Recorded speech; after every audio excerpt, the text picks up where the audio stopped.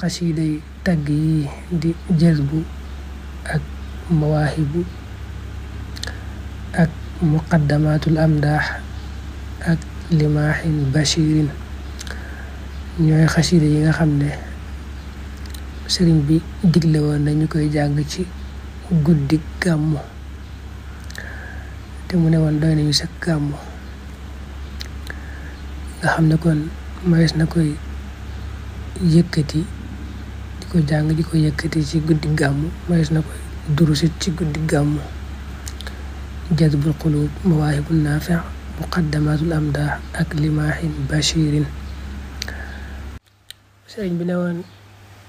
jazbu mawaahibu ak muqaddamaat ñooy ay fasam yi nga xam ne ku leen war te wàccu leen daañu la cëppeel aljanna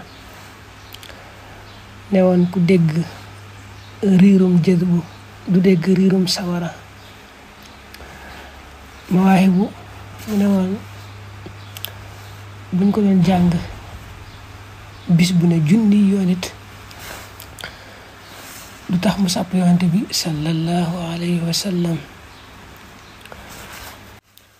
ne woon fu ñu koy yàqe kenn du fa yàqoo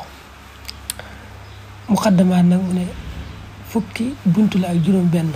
buntu bu ci nekk fukki bayit la ak ñaar te way bu nekk nag mel ne jaamu yàlla ak at